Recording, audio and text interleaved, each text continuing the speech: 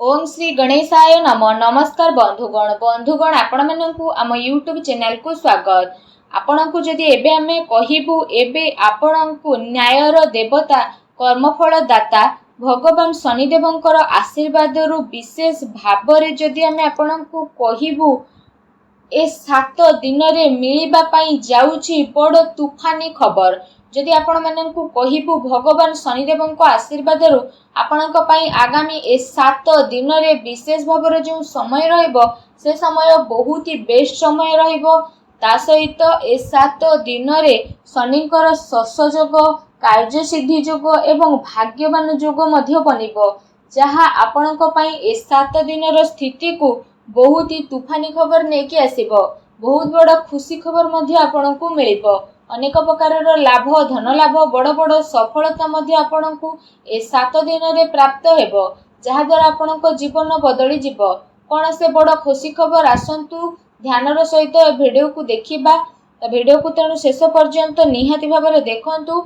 Channel नुआ आस्तिले channel को subscribe करंतु, कारण ए वीडियो आपणक पई बहुत ही महत्वपूर्ण आ खास रहिबो। वीडियो आगो को आरंभ करिबा एहा पूर्वरु आपनकु रिक्वेस्ट, भगवान शनिदेवंकर सच्चा भक्त होइतिले वीडियो को गोटे लाइक करंतु, कमेंट बॉक्स रे जय शनिदेव बोली अवश्य लिखंतु, जा द्वारा भगवान शनिदेवंकर आशीर्वाद आपनकु मिलिबो। तो आसंतु जानिबा किपरि रहिबो भगवान शनिदेवंक आशीर्वाद रु आपण समस्तंक पई आगामी ए 7 दिनर विशेष भाबरे महास्थिति विषय रे। जदि विशेष भाबरे आमे आपण मानकु कहिबू कि ए समय रे आपण निजेर व्यवहार तथा मृदु भाषिता द्वारा खराब संबंध को सुधारिबारे सफल नजर आसिबे। आपणकर सकारात्मक भावना जेपरि भाग्यर अपेक्षा कर्म उपरे विश्वास करुथिला, तो एहा आपणक पई स्वाभाविक उत्तम परिस्थितिर निर्माण करिवो। घरे कौनसी धार्मिक आयोजन मध्य आपणकर होई पारे। ता सहित ए समय रे पूर्व कौनसी समय रु चाली आसुथुबा बाधा को दूर करिबारे मध्य आपण सफल नजर आसिबे, जहा द्वारा आपणक भितरे आत्मसंतुष्टिर भाव रहिबो। राजनीति एवं सामाजिक गतिविधि रे विशेष योगदान मध्य आपण देबे। गोटे खास काम मध्य आपण ए समय रे करि नेबे। समय मान एवं पद प्रतिष्ठा बुद्धि हेबो। धर्म कर्म एवं आध्यात्मिक कार्य प्रति आपणकर रुचि रहिबो। व्यवसाय एवं दुनियादारी भितरे आपण बहुत भल संतुलन बने कि रखिबे। ता सहित ए समय रे उद्धार दिया जाइथिबा कौनसी पैसार किछि भाग आपणकु पुणी थरे मध्य मिली पारे। निजर दिनचर्या को व्यवस्थित रखिकी आपण निजर विशेष प्रतिभा को जागृत करिबारे निजर टाइम को स्पेंड करिवे। विशेष भाबरे गृहिणी माने निजकु साब्यस्त करिबारे सफल नजर आसिबे। विद्यार्थी वर्ग निजर परीक्षा रे सफल हासिल मध्य करिवे। बड़ वृद्धंकर साहाय्य आ आशीर्वाद आपणक उपरे सदा सर्वदा बनिबो। कौनसी जरूरतमंद मित्रंक साहाय्य करिबा द्वारा मनरे आपणकर खुशी आसीबो। ता सहित आपण आपणकर सिद्धांत द्वारा कौनसी प्रकारर समझौता आदौ भी करंतु नाही। एहा सहित ए समय रे आपण निजर भाबी चिंती बुद्धिमत्ता द्वारा निजर कार्य को सुचारू रूप रे संपूर्ण करिबारे मध्य आपण सफल नजर आसीबे। कार्य को योजनाबद्ध रूप रे करिबा आपणकु विशेष सफलता प्रदान करिवो। घरे मित्र बा बंधु बांधवों का आगमन हेबो तथा सबु सदस्य आपणक सह मिली मिसिकी काम करिवे। एहा सहित जदि कहिबा ए समय रे केबे केबे आपणकर मन मजलिस भली स्वभाव अन्य पई प्रॉब्लम रो कारण मध्य बनी पारे। घरे पारिवारिक सदस्यंक सहित कौनसी छोट कथा को नेकी भूल बुझामणा मध्य उत्पन्न होई पारे, जहा पई कौनसी बाहरी व्यक्तिर हस्तक्षेप मध्य आपणक लाइफ रे हेबो। ए समय रे आपण ध्यान रखंतु कौनसी आपणकर अति संपर्कीय मित्र धोखा बा ठकामी आपणको करि पारे। युवा वर्गंकर निजर कैरियर प्रति लापरवाही भविष्यत पई नुकसानदायक रहइबो। सेति पई सावधानता रखिबा आपणक पई अति आवश्यक रहिछि।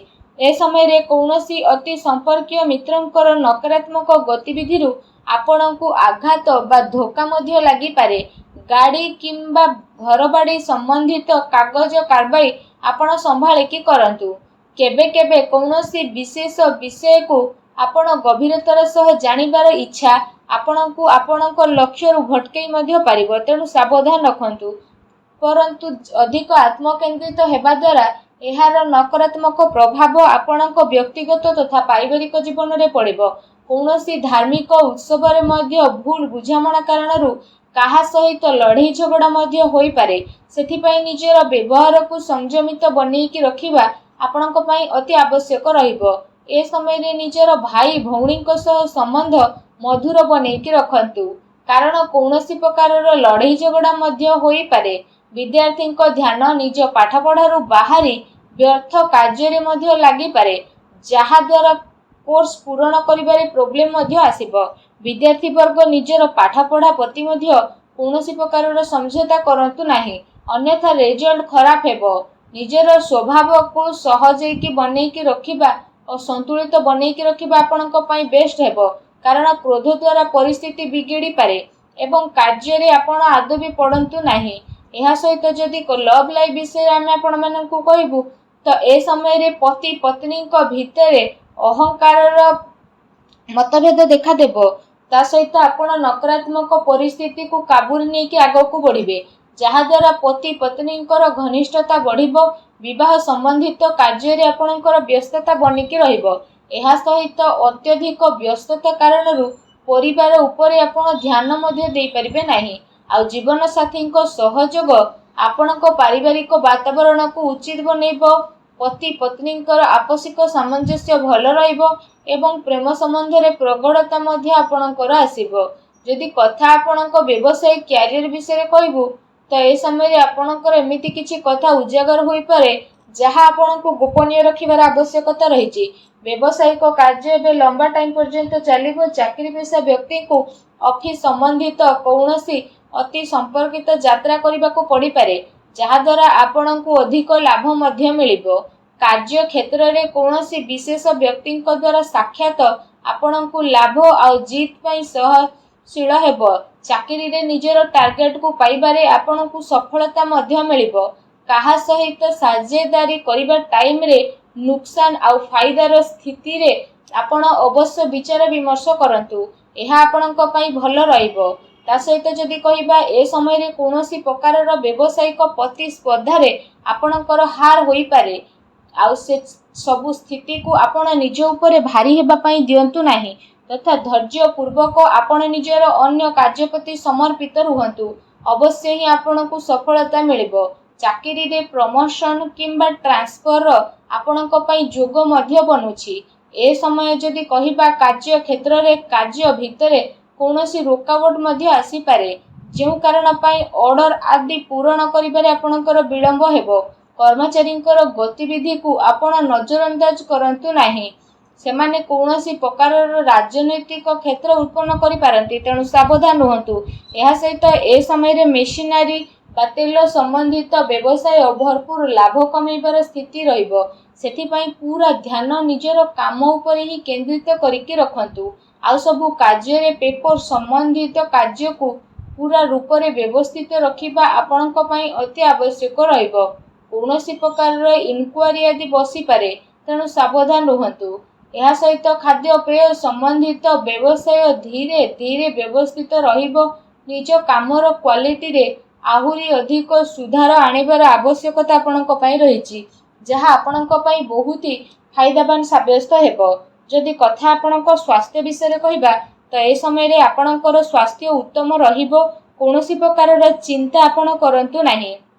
ବାହନ ବା ମେସିନ ସମ୍ବନ୍ଧିତ ସ୍ଥିତିରେ ସାବଧାନତା ପୂର୍ବକ ଆପଣ ଉପଯୋଗ କରନ୍ତୁ, କାରଣ କୌଣସି ପ୍ରକାରର ଆଘାତ ବା ଆକ୍ସିଡେଣ୍ଟର ସମ୍ଭାବନା ଆପଣଙ୍କ ପାଇଁ ବନୁଛି। ଏହା ସହିତ